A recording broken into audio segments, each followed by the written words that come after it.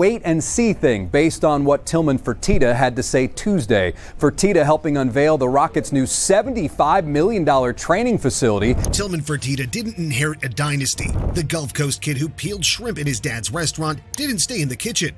He turned that grease-stained hustle into a $10 billion empire. Someone with a strong pulse on the consumer economy, as well as real estate, restauranting. Tillman Fertitta, chairman of Landry's, the name behind Del Frisco's, Mastro Steakhouse, Rainforest Cafe, Bubba Gump's, and much more. Casinos, theme parks, luxury resorts, and a full-blown NBA team. Congratulations on your purchase. You're paying 16 times what you offered for the Rockets. Sounds like the American dream, right? Fertitta isn't just a businessman. He's a machine, ruthless with numbers, obsessed with scale, feared in boardrooms, and beloved by shareholders. But behind the success stories, the press appearances, and the golden steakhouse booths, there's a side of Fertitta that doesn't make the headlines. A side that raises eyebrows from how he builds his fortune to how he runs his empire. Tillman Joseph Fertitta was born on June 25, 1957 in Galveston, Texas, U.S. He attended Texas Tech University and the University of Houston, studying business administration and hospitality management, but did not graduate. And he wears that like a badge of honor. Tillman Fertitta is married to Lauren Ware, a Houston attorney, and has 4 children from his previous marriage to Paige Farewell. As of February 2025, y'all didn't even offer me a drink though. I said they can walk around. That's one of the BSH guys. His net worth was estimated at $10.8 billion. He was placed at number 99 on the Forbes 400 list, and Forbes calls him the world's richest restaurateur. But his empire did not start with fame and profit. His dad owned a seafood restaurant, and little Tillman was in there after school peeling shrimp and soaking up the restaurant grind. No fancy prep school, no early investor round, just a front row seat to hustle. He started his business journey selling Shakely vitamins door to door. Not glamorous, but it taught him how to sell and sell hard. In 1980, he became a partner in the first Landry seafood restaurant in Katy, Texas. A year later, he helped open Willie G's Seafood and Steaks in Houston, a more upscale venue. Wages are up, even more than inflation. How are you feeling it, and do you think in any sense inflation is coming under control? Inflation is definitely coming under control, but it's not coming fast enough. By 1986, Fertitta had gained controlling interest in both locations and became the sole owner of Landry's restaurants by 1988. Taking Landry's public in 1993 valued the company at about $30 million. In 2004, Fertitta was elected to the Texas Business Hall of Fame, becoming the second youngest Texan to ever earn that distinction, behind only Michael Dell. But Tillman wasn't done.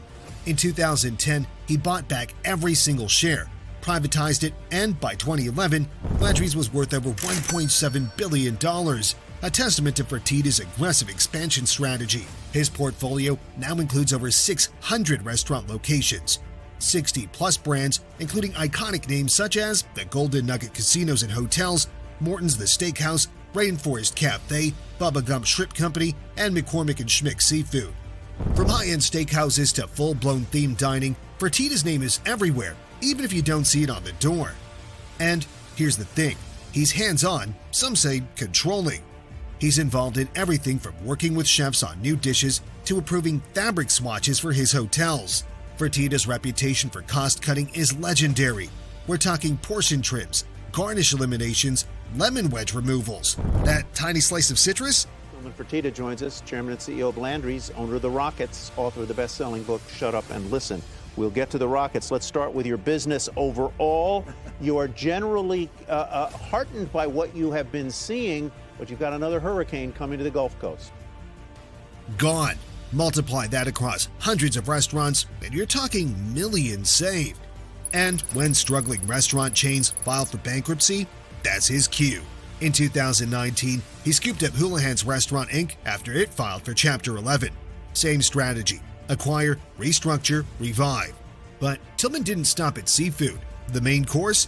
Hotels, casinos, theme parks. In 1980, Fertitta first built the Key Largo Hotel in Galveston, Texas, and then sold it in order to buy the rights to Landry's. In 2011, he bought Trump Marina in Atlantic City and turned it into the Golden Nugget Atlantic City. Just like that, Fertitta literally became a player in the gaming world. Then, in 2015, he added luxury hotels, San Luis Resort, Hilton Galveston, Holiday Inn on the beach, and ultra-luxury villas for high-end guests who don't blink at 4-digit nightly rates.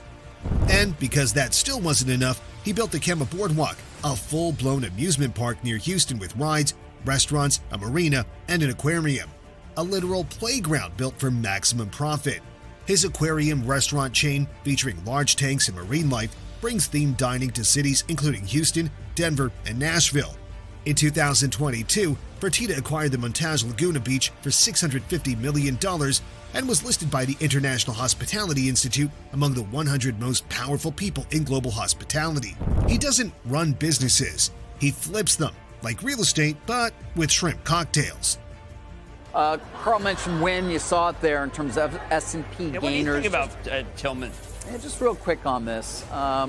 Tillman Fertitta, of course, remember Landry's golden nugget, no stranger to the gaming business. Then there's the TV show. On January 12, 2016, Fertitta began starring in his own reality TV show called Billion Dollar Buyer on CNBC. It's part business pitch, part reality series, part branding genius. Every episode, Fertitta travels the country trying new hospitality products for his restaurants, casinos, and hotels, meeting with small business owners. Pitches are made, deals are offered, sometimes brutally declined. To some, he's a tough but fair boss. To others, a symbol of hard-nosed capitalism in HD. On September 17, 2019, Fertitta released a book, Shut Up and Listen, Hard Business Truths That Will Help You Succeed. Each chapter contains Tillmanisms, which focus on 6 important rules for any entrepreneur to follow. Be the bull, no spare customers, change, know your numbers, follow the 95 through 5 rule, and take no out of your vocabulary. Fertitta is always on brand, always selling, always positioning. But the real power play? Sports. In 2017, Tillman bought the Houston Rockets from Leslie Alexander for a record-breaking $2.2 billion while competing with Houston native singer Beyonce Knowles to purchase the team. He tried to buy them before back in 1993 but got outbid. And yes! Eric Gordon with the finish. And on the shot clock, Paul has to force one. At 59, and Chris Paul going into the body of Steph Curry. Fast forward 24 years, and he finally closed the deal. Owning the Rockets wasn't just about money, it was personal. He'd been a lifelong fan, and now he was the boss. But being a boss comes with pressure. Fertitta's tenure as owner hasn't exactly been smooth. In his first few years, Tillman cut corners, avoided luxury tax, lost stars. Fans weren't thrilled. When interviewed, he said, "We want to be champions. You win a championship, it's probably worth $30 to $50 million."